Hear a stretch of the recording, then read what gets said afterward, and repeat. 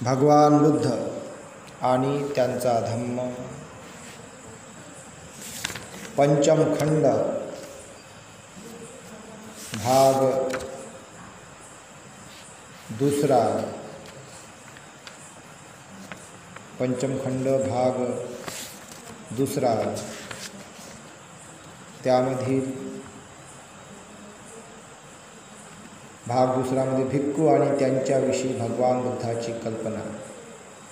त्यामध्ये पाठ पहिला, भिक्खू कसा असावा यासंबंधी बुद्धाची कल्पना। भिक्खूंकडून आपल्या काय अपेक्षा आहेत हे स्वतः बुद्धाने भिक्खूंना सांगितले। ते असे, जो कोणी चित्तमल धुवून टाकल्याशिवाय त्याप्रमाणे सत्य आणि संयम यांचा मान न राखता काशाय वस्त्रे धारण करण्याची इच्छा करतो, तो ती वस्त्रे परिधान करायला लायक नाही। परंतु ज्याने चित्तमलाचे परिमार्जन केले आहे, ज्याच्या अंगी सद्गुणांची वाढ झालेली आहे, जो सत्य आणि संयम पाळावयाला शिकला आहे, तोच खरोखर काशाय वस्त्रे धारण करण्यास योग्य आहे।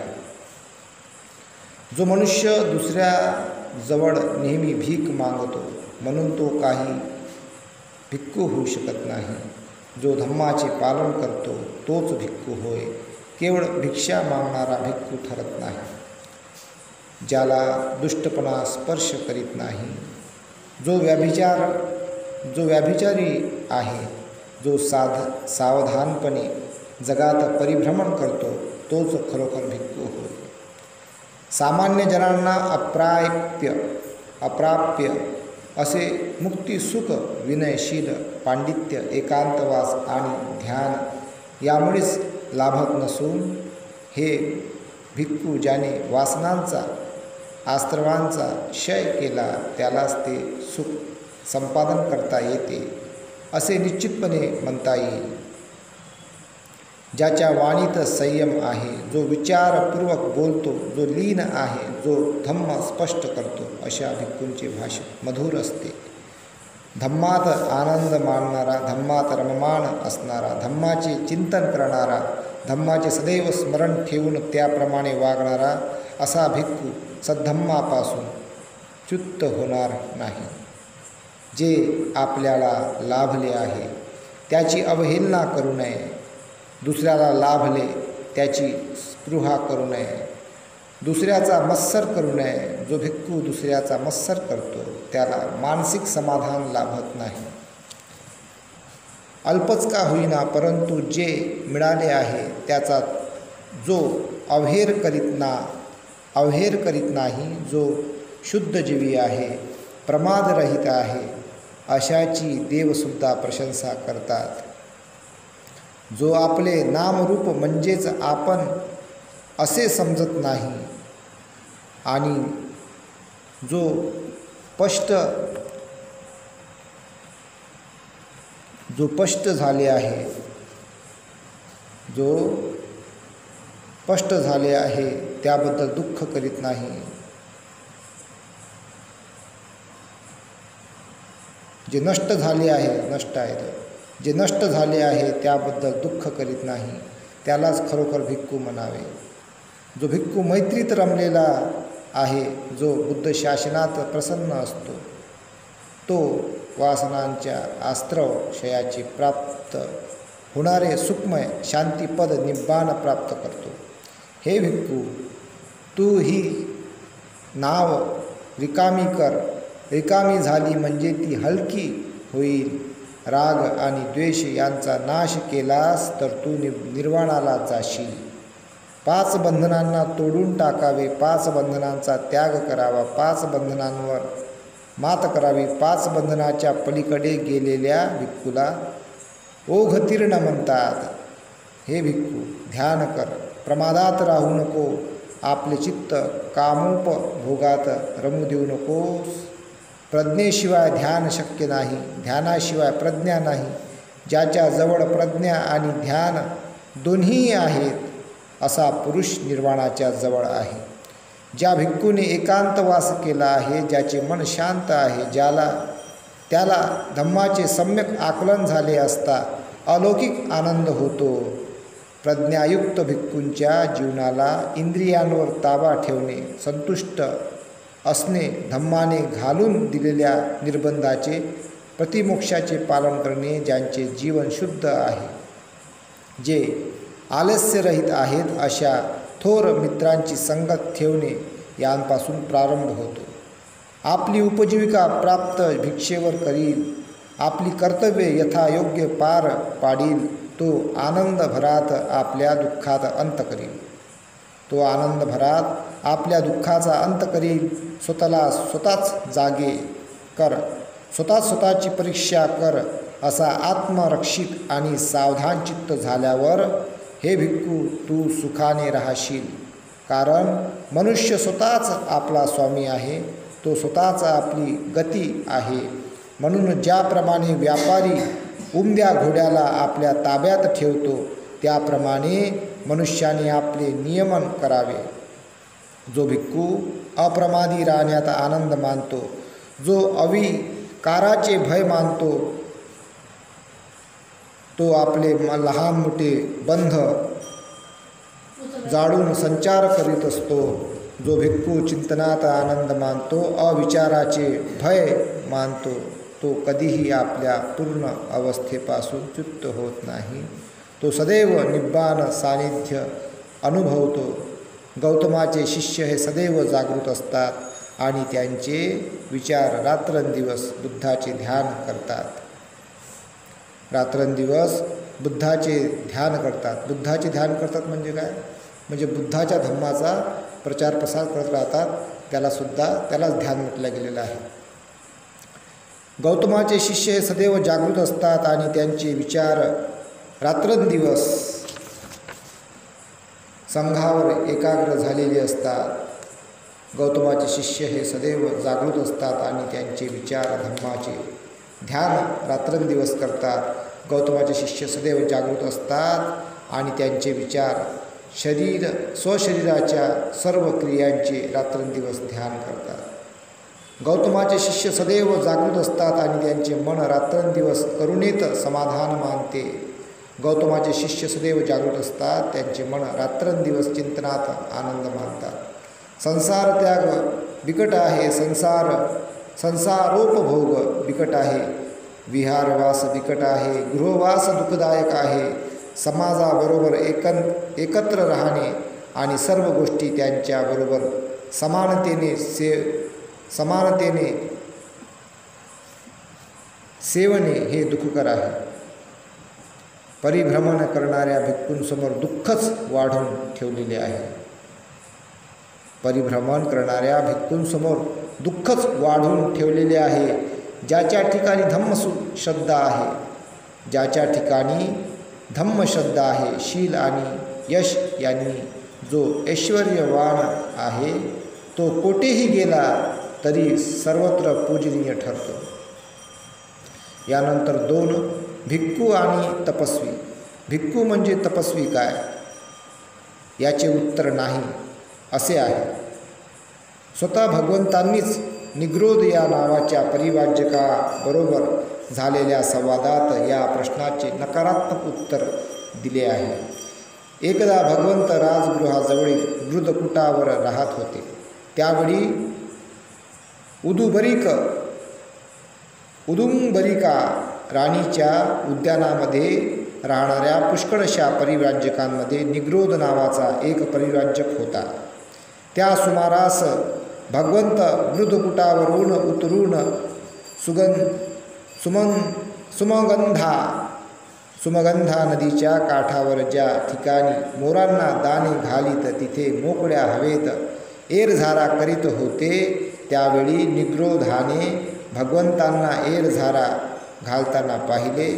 तेव्हा तो आपल्या परिव्राजक अनुयायांना म्हणाला, कृपा करून शांत रहा. श्रमण गौतम सुमगंधेच्या तीरावर आहेत. त्याच्या सांगण्यावरून सर्व परिव्राजक स्तब्ध राहिले. नंतर भगवंत परिव्राजक निग्रोधाजवळ गेले. निग्रोध त्यास म्हणाला, भगवंत, या मी आपले स्वागत करतो. आपण तेथे आगमन करण्याच्या निश्चय करण्यापूर्वी पुष्कळच विचार केला असावा.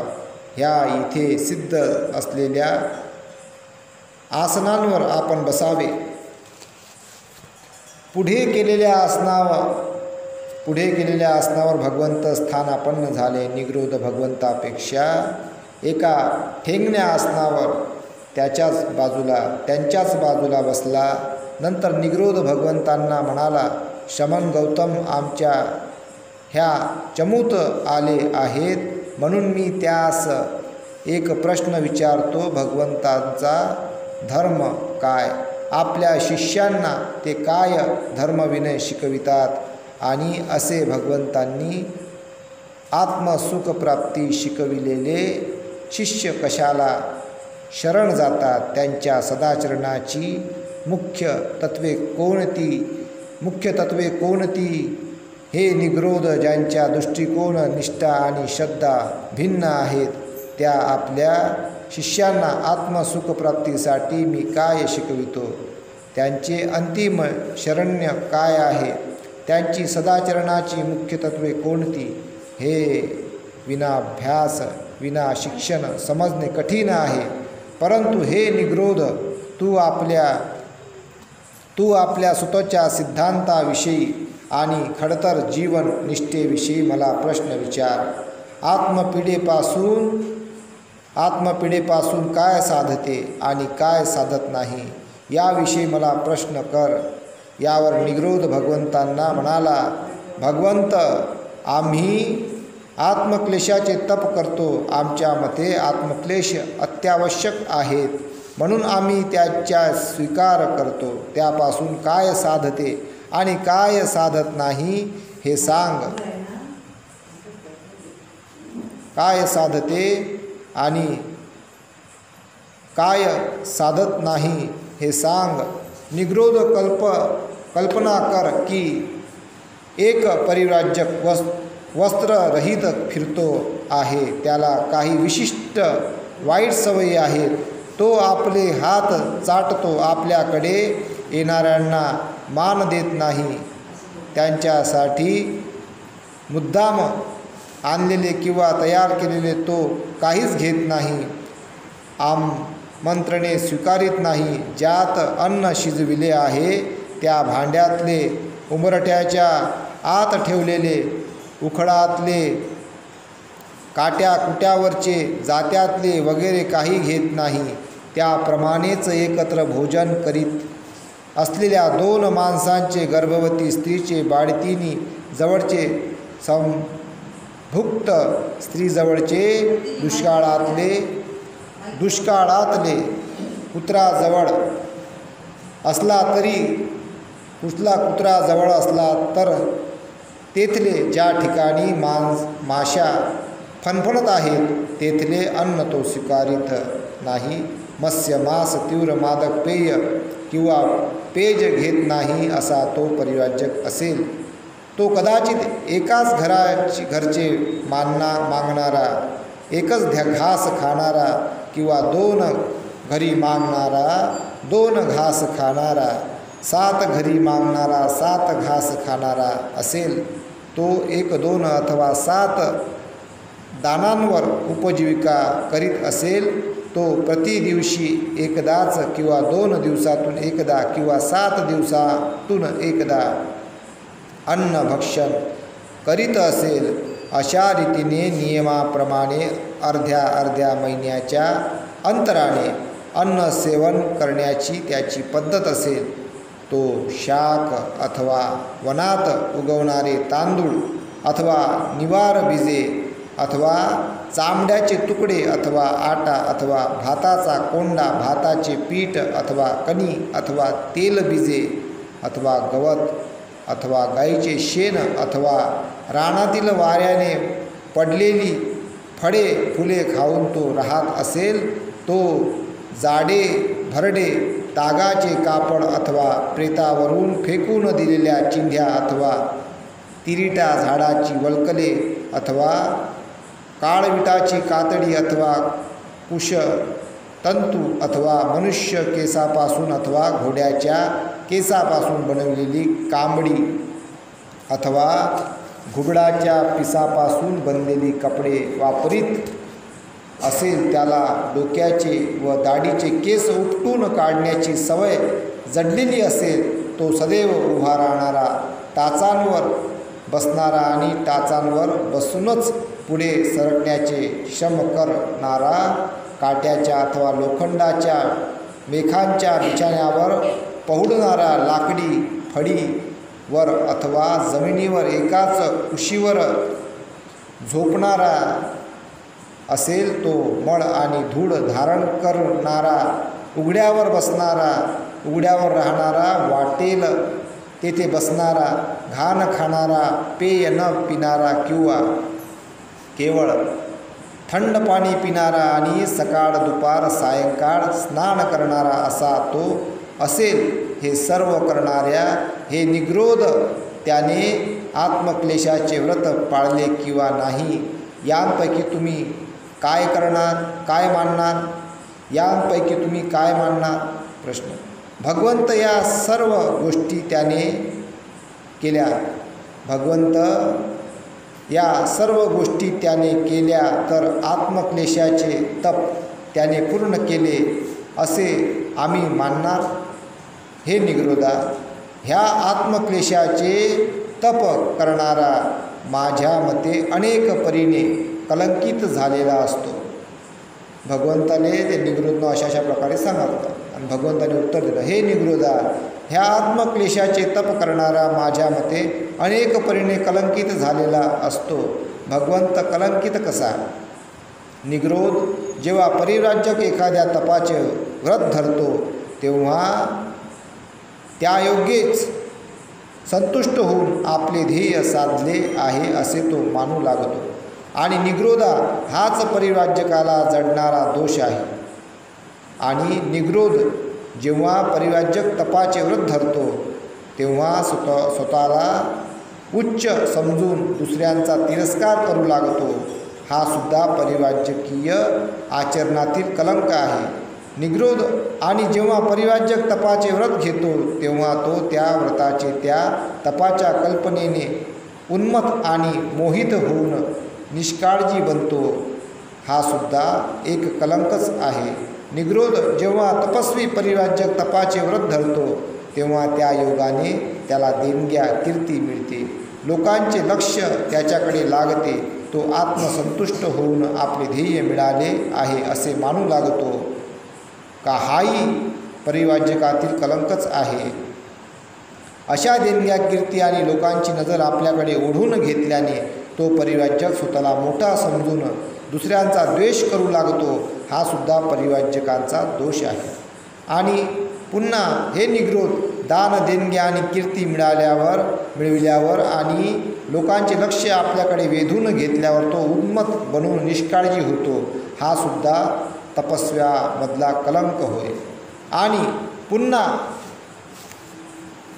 हे निग्रोधा जेव्हा तपस्वी आपल्या साधनेला प्रारंभ करतो किंवा जेव्हा एखादे व्रत स्वीकारतो तेव्हा अन्नात भेद करू लागतो. तो म्हणतो, हे मला योग्य आहे, ते मला योग्य नाही. त्याला जे अयोग्य वाटते त्याचा तो बुद्धी पुरस्सर निषेध करतो आणि ज्याला जे अन्न योग्य वाटते त्यासंबंधी त्याला लोभ वाटतो. त्याने तो मोहित होतो, त्याचीच तो हाव धरतो. ह्या प्रकारच्या अन्नात काही धोका नाही, हानिकारकता नाही असे मानून तो त्याचा उपभोग घेतो. हाही तपस्व्याच्या ठाईंचा कलंक आहे. हे बिमाराले लागू आहे. बिमार मागू शकते आणि जो बिमार नाही तपस्या करते तर त्याच्यामध्ये हे सांगितलेलं आहे. हे समजून घ्यायचं. आणि पुन्हा हे निग्रोधा दान धर्म कीर्ती लोकप्रियता मान यांच्या लोभामुळे तो असा विचार करतो की राजा मला मान देईल, माझा सन्मान करील, त्याचे कर्मचारी क्षत्रिय ब्राह्मण गृहस्थ आणि मोठमोठे आचार्यही मला मान देतील. हाही तपस्व्याच्या ठाईंचा कलंक आहे. आणि हे निग्रोध पुन्हा तो तपस्वी एखाद्या संन्याशी अथवा ब्राह्मणांसंबंधी कुरकुरू लागतो की तो अमुक मनुष्य सर्व प्रकारच्या अन्नावर आपली उपजीविका करतो. तो कंदमूळ, फळ, शाक आणि धान्य, बिया, जात्यांसारख्या आपल्या जबड्याने चघळतो, तरीसुद्धा लोक त्याला पवित्र मानतात. दुसऱ्या तिरस्करणीय मानण्याची वृत्ती हा सुद्धा तपस्व्याच्या ठायी कलंक आहे. आणि हे निग्रोधा, पुन्हा ज्यावेळी तो तपस्वी एखाद्या श्रमणांचा, ब्राह्मणांचा लोक दानधर्माने मानसन्मान करतात, त्यावेळी म्हणतो, सुखोपभोग करणाऱ्या ह्या माणसाचा लोक सन्मान करीत आहेत, दानधर्म करून त्याची पूजा करीत आहेत, आणि मी खरोखर खडतर तप आचरित असता मला मात्र मान देत नाहीत, दानधर्म करून माझी पूजा करीत नाहीत. अशा रीतीने तो मत्सराधीन होतो आणि लोकांसंबंधी कुरकुर करू लागतो. हा सुद्धा तपस्व्याच्या ठायी कलंक आहे. आणि हे निग्रोधा, तो तपस्वी रहस्यमय गूढता धारण करतो. तुम्हाला अमुक एक मान्य आहे काय, असा आपण प्रश्न केला असता ते अमान्य असूनही तो ते मान्य आहे असे म्हणतो आणि मान्य असूनही अमान्य आहे असे म्हणतो. अशा रीतीने तो बुद्धिपुरस्सर असत्य भाषण करतो. हाही त्या तपस्व्याच्या ठायीचा कलंक आहे. आणि हे निग्रोधा, पुन्हा तो तपस्वी क्रोधाधीन होणाऱ्या आणि शत्रुत्व धरण्याचा संभव आहे. हाही त्या तपस्व्याच्या ठायीचा कलंकच आहे. आणि हे निग्रोधा, पुन्हा तो तपस्वी ढोंगी आणि फसवा त्याप्रमाणेच मत्सरी आणि कुंपण बनण्याचा संभव आहे. तो कपटी, कावेबाज, निर्दय, पोकळ, डौली होतो. दुसऱ्यांसंबंधी दुष्ट वासना बाळगून तो त्याच्या आहारी जातो. भ्रामक मते मनाशी बाळगून दैवी तर्कातील सिद्धांतावर तो श्रद्धा ठेवू लागतो. आपल्या अनुभवांना चुकीचा अर्थ चिकटवू लागतो. लोभी बनून त्या भावना विसरू लागतो. हाही त्या तपस्व्याच्या ठायीचा कलंक आहे. निग्रोधा, ह्या सर्व गोष्टी तप आणि आत्मक्लेश ह्यांच्या मार्गातील कलंक आहेत असे तुला वाटत नाही काय? प्रश्न. होय भगवान, तप आणि आत्मक्लेशाच्या मार्गातील हे सर्व कलंकच आहेत. ह्यांपैकी एखाद्याचं कलंकाने काय, परंतु सर्वच्या सर्वच कलंकांनी तपस्वी दूषित होण्याचा संभव आहे. भिक्खूंनी हे कलंक आपल्याला जडू देता कामा नये, भगवंत म्हणतात. त्यानंतर 3 भिक्खू आणि ब्राह्मण हे एकच काय, ह्या प्रश्नांचे उत्तर नकारार्थीच आहे.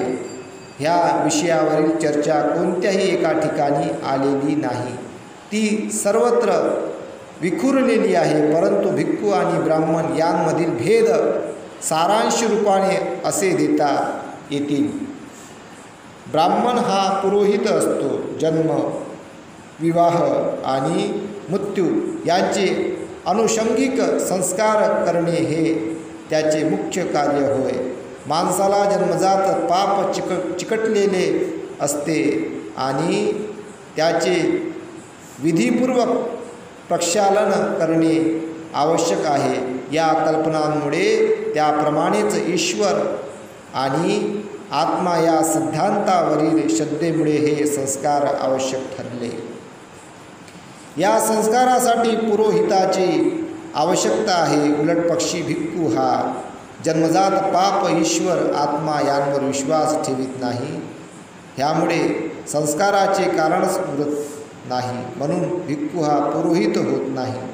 ब्राह्मण हा जन्माने ब्राह्मण असतो. भिक्खू हा बनावा लागतो. ब्राह्मणाला जात असते, भिक्खूला जात नसते. ब्राह्मण हा सदोदित ब्राह्मणच राहतो. कोणत्याही गुन्ह्याने वा पापाने ब्राह्मणांचे ब्राह्मणत्व लोप पावत नाही. परंतु भिक्खू एकदा भिक्खू झाल्यावर नेहमीच भिक्खू राहील असे नाही.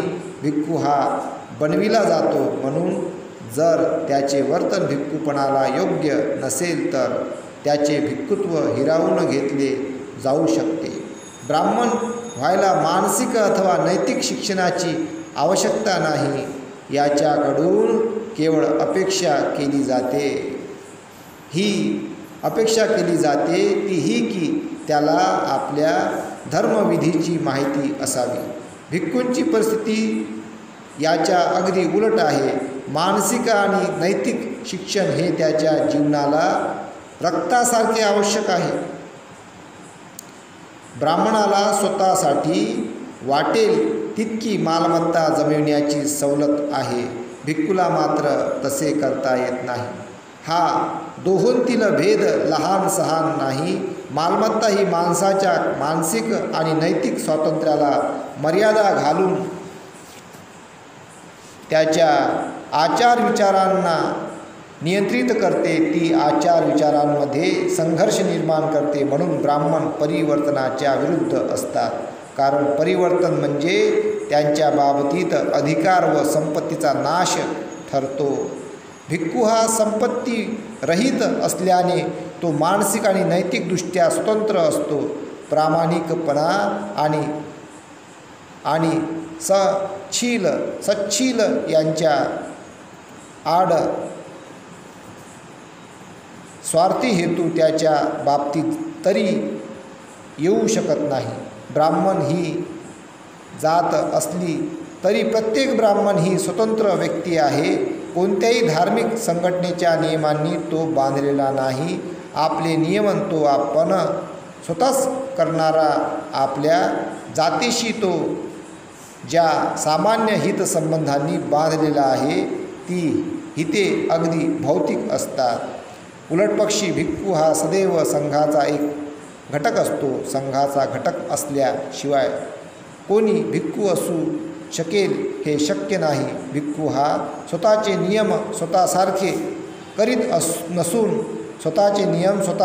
करीत नसून तो संघाने नियंत्रित असतो.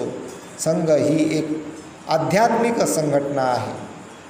त्यानंतर 4 भिक्खू आणि उपासक.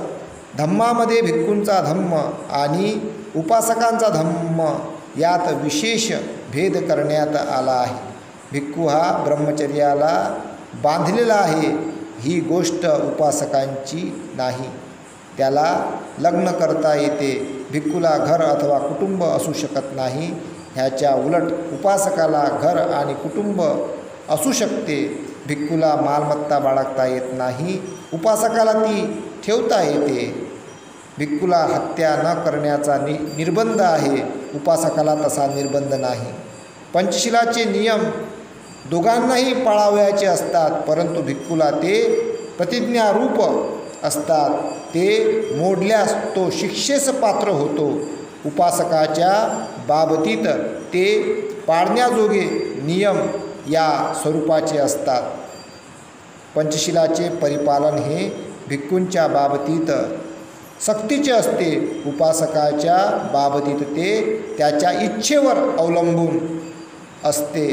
भगवंतांनी असा हा भेद का केला असावा? काहीतरी सबळ कारण असल्याशिवाय ते असा भेद करणार नाहीत. भगवंतांनी त्या भेदाचे कारण कुठेही स्पष्ट केलेले नसल्यामुळे ते तर्काने जाणावे लागते. काहीही असले तरी ते कारण जाणणे आवश्यक आहे. आपल्या धम्माच्या सहाय्याने इहलोकी सदाचरणाचे राज्य स्थापन करावे असा भगवंताचा उद्देश होता. यात संशय नाही. म्हणूनच तर भगवंतांनी आपला धम्म भिक्खू अथवा उपासक असा भेद न करता सर्वांना शिकविला. परंतु भगवंतांना माहीत होते की सामान्य माणसाला केवळ धम्म शिकविल्याने सदाचरणावर आधारलेला आदर्श समाज निर्माण होणे शक्य नाही. आदर्श हा व्यवहार असला पाहिजे. एवढेच नव्हे तर तो व्यवहार्य कसा आहे हे उदाहरणाने यथार्थ पटविले पाहिजे. तेव्हाच लोक त्याच्यासाठी झटतात आणि तो कृतीत उतरविण्याचा प्रयत्न करतात. ही अशी झटण्याची वृत्ती निर्माण करण्यासाठी आणि सामान्य माणसाला हा आदर्श अव्यवहार्य नसून व्यवहार्य आहे हे पटविण्यासाठी त्या आदर्शानुसार वर्तन ठेवणाऱ्या समाजाचे चित्त सामान्य माणसापुढे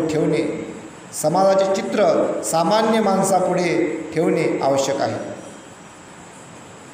संघ म्हणजे भगवंतांनी शिकविलेल्या धर्माचे आचरण करणाऱ्या समाजाचा नमुना आहे. म्हणूनच भगवंतांनी भिक्खू आणि उपासक यांच्यामध्ये भेद केला. भिक्खू म्हणजे बुद्धाचा आदर्श, समाजाचा मार्ग दाखविणारा प्रकाश आणि शक्यतो त्या भिक्खूंच्या पावलांवर पाऊल ठेवून जाणे हे उपासकांचे काम आहे. दुसऱ्या एका प्रश्नाचे उत्तर देणे आवश्यक आहे आणि तो प्रश्न म्हणजे भिक्खूंचे कार्य काय. भिक्खूने केवळ व्यक्तिगत साधनेला वाहून घ्यावयाचे की त्याने लोकांना मार्गदर्शन करून त्यांची सेवा करावयाची. त्याने दोन्हीही कार्य केले पाहिजेत. व्यक्तिगत साधनेशिवाय तो मार्गदर्शनास लायक ठरत नाही. म्हणून तो स्वतः प्रथम संपूर्ण सर्वश्रेष्ठ धार्मिक ज्ञानसंपन्न अशी व्यक्ती असली पाहिजे. यासाठीच त्याने व्यक्तिगत साधना करण्याचा सतत प्रयत्न केला पाहिजे. भिक्खू गृहत्याग करतो, परंतु तो जगापासून निवृत्त होत नाही. गृहत्याग करण्यात त्याचा हेतू ज्यांना गृहासंबंधी आसक्ती वाटते, परंतु ज्याचे जीवन दुःख आणि दैन्य यांनी व्याप्त असून जे असहाय्य असतात, अशा गृहस्थांची किंवा अशा लोकांची सेवा करण्याची संधी व स्वातंत्र्य मिळावे हा असतो. धम्माचे मूलतत्व करुणा हे आहे आणि त्या तत्वानुसार प्रत्येकाने प्राणी मात्रांवर प्रेम केले पाहिजे आणि त्याची सेवा केली पाहिजे. भिक्खू करुणेच्या परिपालनास अपवाद नाही. भिक्खू आध्यात्मिक संस्कारात कितीही परिपूर्ण असला तरी जर तो मानवजातीच्या दुःखाबाबत उदासीन असेल तर तो भिक्खू या संज्ञेला पात्र ठरत नाही. त्याला इतर काही संज्ञेने संबोधिता येईल, पण भिक्खू या संज्ञेने नाही. अशा प्रकारे भगवंतांनी सांगितलेलं आहे. त्यानंतर भाग 3 भिक्खूंची कर्तव्ये. तर हे आता आपण उद्याला घेऊया. तर इथे भगवंतांनी चांगल्या प्रकारे उपासकांची आणि भिक्खूंची कर्तव्य सांगितलेली आहे आणि जो नियम पाळतो त्यालाच भगवंतांनी भिक्खू म्हटलेलं आहे. आणि यामध्ये भगवंतांनी जे पंचशील सांगितलेले आहेत, तर भिक्खूला कोणी समजून घ्या एखादी थापडी मारली किंवा त्याला कोणी त्याच्यावर हल्लाही केला तर भिक्खूला कोणत्या प्रकारे खून नाही करता येत. हे त्याला बंधन आहे. एखादा समजा कोणी आला अंगावर किती आलं मारून थापडा मारवला किंवा त्याला गरुक कर्म लागते. सामने आलेले गरुक कर्म म्हणते त्याला भोगाच लागते. गरुक कर्म असं असते लगेच किंवा कालांतराने इतका भयंकर लागते. हे आईवडिलाच्या बाबतीत आहे. एखादा मुलगा जर मुलगा असेल तो आईवडिलाला मारत असेल त्याचा गरुक कर्म लागते. भिक्खूला मारलं त्याला गरुक कर्म लागते. तर गरुक कर्म लागते. भिक्खूला एवढं कठोर हे आहे कठोर तर त्याला हातच नाही उचलता येत, मारता शिकते सामने आलेले. हिंसा नाही म्हणजे स्वतःला तो वाचू शकते कराटे करून काहीतरी असं स्वतः रक्षण करू शकते तो, म्हणून कराटे आलेले आहे, जन्माले आले कराटे. पण तो हिंसा नाही करू शकत कारण त्याला ते कठोर बंधन आहे. हे भगवंतांनी लावलं. पण एखादा उपासक असं सामान्य माणूस त्याला कोणी मारलं थांब रे आता तुले, त्याला तो सामन्याला स्वतःला वाचवला तो सामन्याला मारू पण शकते. असं कायद्यामध्ये आहे आपल्या. त्याला म्हणतात सेल्फ प्रोटेक्शन. स्वतःला तो वाचवू शकते. अशा प्रकारे ते थोडंसं आहे. कारण ते का आहे हे लय बारीक गोष्टी आहे. या का इतकं कठोर बा का या बाबतीत हिंसाच्या बाबतीत. कारण यानं जर हिंसा केली त्या वस्त्रामध्ये राहून तर तो लय भयंकर मग दाग सगळ्यावर लागते. आलं लक्षात. आणि त्याचा मग परिणाम सगळ्याला मग त्याच नजरनं पाहतात आणि त्यांना मग त्याचे परिणाम भोगावे लागतात. म्हणून भगवंतांनी त्याला एवढं नियम लावून दिलेले आहेत. म्हणजे ते करता येत नाही, त्यानंतर त्याला चोरी करता येत नाही, व्यभिचार नाही करता येत, त्यानंतर खोटं नाही बोलता येत, त्यानंतर व्यसन नाही करता येत. इतकं त्याच्यामध्ये त्यांनी भगवंतांनी हे करून दिलेलं आहे. कारण ते जर पाहिलं तर मग सगळ्यांना त्याच नजरनं पाहतात आणि मग बाकीच्यांना तो दाग लागते आणि त्यांना मग त्याचे कर्म भोगा लागतात. आणि मग सगळेच मग त्यास बाबा हा ड्रेस कोडमध्ये हा होता असा तर हेही तसं असं, मग सगळे मग त्या नजरनं पाहतात आणि मग बाकीच्यांना तो दाग लागू नये म्हणून भगवंतांनी उपासकांमध्ये आणि भिक्खूंमध्ये भेद केलेला आहे. शिलाच्या बाबतीत यांना कठोर आहे, यांना शिथिल आहे, यांच्या इच्छेवर आहे. पाळलं तर कल्याण होते, नाही पाळलं दुःख भोगतात. आहे काही तसंच आहे ना. म्हणून ते तसं आहे आणि म्हणून शिलाचं पालन करावं लागते, तरच जीवनामध्ये सुख शांती समाधान येते आणि आपण ते कराल अशी मी आशा बाळगतो आणि इथेच थांबतो. साधू साधू साधू. सपपाप सकरणं कुशलस्य उपसंपदा सचित पर्योदपनं एतं बुद्धान शासनं धम्मं चरे सुचरितं नत्तं दुचरितं चरे धम्मचारी सुखं सेति अस्मिन् लोके परं च न तावता धम्मधरो यावता बहुभासति यो च पंपि सुत्वानं धम्मं कायेन पश्यति सवे धम्मधरो होति यो धम्मं न पमज्जति. नाथि मे शरणं अय्यं बुद्धो मे शरणं वरं एतेन सच्चवज्जेन होतु मे जयमङ्गलं. नाथि मे शरणं अय्यं धम्मो मे शरणं वरं एतेन सच्चवज्जेन होतु मे जयमङ्गलं. नाथि मे शरणं अय्यं संघो मे शरणं वरं एतेन सच्चवज्जेन होतु मे जयमङ्गलं. नमो बुद्धाय, नमो धम्माय, नमो संघाय. साधु साधु साधु. बुद्धं नमामि, धम्मं नमामि, संघं नमामि. सर्वांचं कल्याण हो, सर्वांचं मंगल हो.